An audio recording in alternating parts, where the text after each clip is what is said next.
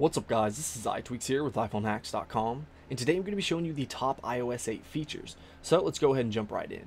So the first thing I want to talk to you guys about is interactive notifications. So if you haven't heard of this before, it's basically going to allow you to interact with notifications. So if you get a message notification right up here at the top, like a banner notification, then you're going to be able to swipe down and quickly reply without having to go into the application itself. Now you can also use this with the calendar app or the reminders or even Twitter once that's updated. It might be updated at this point, I'm not sure. I don't usually use that, I use Tweetbot. But you can see right here if we go into messages, and you'll notice I have a different keyboard which I'll jump into in just a second. But if I send myself a message here, you'll see that I'll get a banner notification right up here at the top, and then I can swipe down and access this banner and interact with it, quickly reply without having to go into the application itself. We can even use the audio reply just by tapping right here and holding, and you can see that it's recording my voice right now. So if I let go, send that off, it's going to send it, and I should get another banner notification right here. But I'm going to swipe that up. Next up, we have another feature called Hey Siri. So you do have to have this plugged in, so you have to have your device plugged in and you have to enable it. So if we tap on settings and we tap on general, tap on Siri, and then toggle on allow Hey Siri. Once you do that, you can say Hey Siri and it's going to listen and activate Siri. So Hey Siri. And then you can see that it's automatically listening once you have your device plugged in. Now this is usually going to be something that you're going to use when you're in your car and you have your device plugged in. That way you can be more hands-free and interact with Siri other than picking up your device and using it with your hands while you're driving, which is not safe. And next up we have quick type. So if we tap on messages here, and this is going to work anywhere that you're going to type, but basically you get this new bar that is called quick type.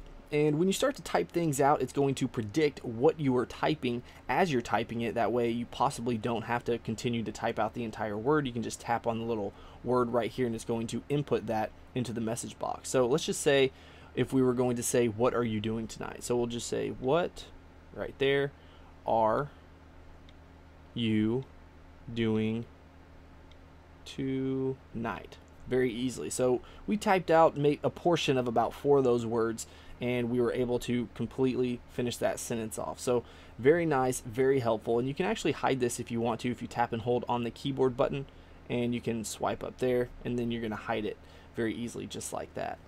And that actually brings me into the next thing, which is custom keyboards. So if we tap and hold on this, you'll notice that I have 3 other keyboards right here. I have SwiftKey, TouchPal keyboard, and Flexi. So if we wanted to switch to SwiftKey, you can see right here that it's a completely different keyboard other than the iOS 8 native keyboard. So this is going to allow you to obviously just use that as you normally would. What you doing tonight? So it doesn't have spell correct or autocorrect very well, as you can see. But there's a lot of different keyboards that you can use. You can use swipe. It's going to allow you to swipe across keys very easily if that's something that you're into, rather than, you know, just pecking with one finger or with your thumbs or anything like that. You can download a whole lot of different custom keyboards, so I highly recommend checking them out and seeing which one's best for you. Next up, if we go into our photos, we can tap the little magnifying glass here and it's going to allow us to search through our photos. So this is going to make it a whole lot easier to find certain photos that we were looking for. So if you have location enabled when you take pictures, then it's going to sort all of your pictures into different locations, which is going to be easily searchable. So you can see that I only have about 4 different sections right here. I haven't taken a whole lot of pictures with this, but let's just say that I was in Frisco and I took a picture and I wanted to search for it. So let's just type in Frisco and you can see that it's going to pop right up, and then I can tap on that and see that I took this picture in Frisco. Now if we tap cancel, let's go back here. You can also do this not only with locations, but you can do it with dates as well. So if we want to type something in like June, you can see if we type in June that we have 147 pictures and videos from June that we can tap on and search through. Now also in the Photos app, if we tap on Photos, open that up, you can see that we're going to have some smart editing features that's going to allow us to easily edit pictures and make them look completely different. So you can see if we tap on edit here, we have some options right down here. So just to start off with, if we tap on crop, you can see that you can easily crop this just by, you know, dragging or cropping just like that, or you can actually turn this dial and either level out your landscape or, you know, crop however you want to. If you just turn this just a little bit, you can see that it's automatically going to crop everything else outside of this box right here. But let's go ahead and put it down here back to 0 because we don't need to crop this one.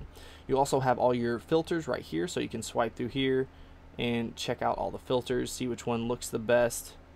But for this, we're just going to leave it as none. And then we go over to our actual editing features, like we can edit the light, the color, and the black and white. So if we tap on light, you can see that we get a bar down here. So if we swipe across, you can see there's actually a whole lot of different things happening as we swipe the bar from left to right. And you can see what those things are changing if we tap on these 3 bars. You can see that it's changing the exposure, the highlights, the shadows, the brightness, the contrast, and black point. So if we tap on shadows, you can actually change this up at a granular level as well. So if we swipe all the way across, it's going to make all these shadows very bright. Swiping all the way to the right is going to make them all really, really dark. Now you can also do this with color as well. So we have this, so we can change up the contrast a whole lot. And if we tap on this, you can see that it's changing up the saturation, the contrast, and the cast, as well as black and white. If we go ahead and mess with this just a little bit, you can see the different colors that we're getting with the black and white. You can see that it actually changes the color to white right here. And if we tap on this again, we have intensity, neutrals, tone, and grain. So we're going to close that, and we're going to tap done.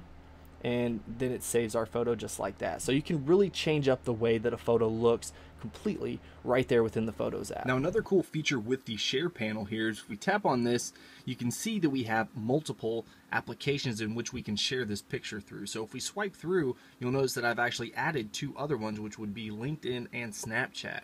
Now these aren't going to be there originally or by default. You will have to tap on the little more button right here, and then you can toggle on these applications right here to show up in your share panel. And of course you can turn these off if you just toggle these off right here, tap done, and you can see that those share applications are gone. Now another really cool thing about the share panel is you're actually going to be able to install action extensions. So if you're on, let's say, a website that's not in your native language, then maybe you install a Bing Translator extension that allows you to quickly and easily just open up the share panel, tap on the Bing Translator, and then translate that page into your native speaking language.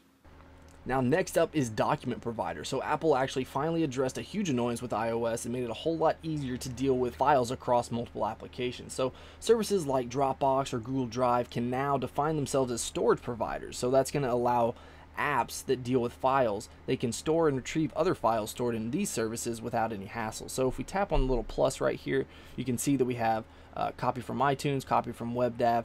Well, this is actually going to allow you to see, Dropbox right here, or Box, or OneDrive, or anything that you use right here, and be able to copy those files over seamlessly. So that's definitely a huge plus in that area if you've been looking for that feature.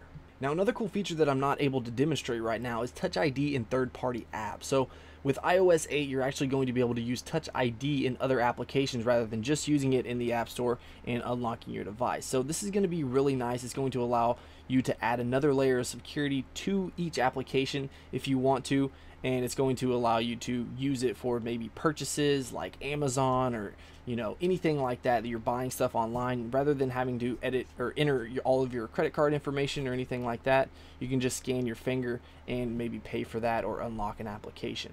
Now if you've ever used Shazam or any type of song recognition software or application, then you're going to like this next feature. It's basically built in directly to Siri. So you can see right here, if we tap and hold to activate Siri, what song is this? Hang on, let me listen. So that's all you have to say. You just have to say, what song is this? And she's going to say, hang on, let me listen. And it's actually going to recognize whatever song is playing in the background. Obviously, you have to have a sample playing or she's not going to be able to recognize what it is. Now, a lot of people are worried about battery life. So what this does in iOS 8 is allow you to break down your battery usage by application. So if we tap on General here and then we tap on Usage and we tap on Battery Usage, you're going to see that we're going to get a breakdown of all our battery usage on different applications and locations on your device. So you can see the majority of my time or battery life is spent on my home and lock screen. So we have 22% right here. So for Safari we have 15%, Tweetbot 11%, and you can see how that all breaks down right here in terms of battery life. So that's definitely nice. And if you like time-lapse videos, then you're definitely going to like this. If we open up our camera here, you can see if we swipe over, we actually have a time-lapse feature. So this is going to allow you to just basically make time-lapse videos very easily And I actually did a video on this, and if you want to see that, then I'll put it in the description below. But that's it for this video. Let me know what you guys think about all these new features in iOS 8 in the comments below. And if you enjoyed this video, please hit that like button. If you want to see more of my videos, then don't forget to subscribe. Alright guys, until next time, this is iTweaks with iPhoneHacks.com.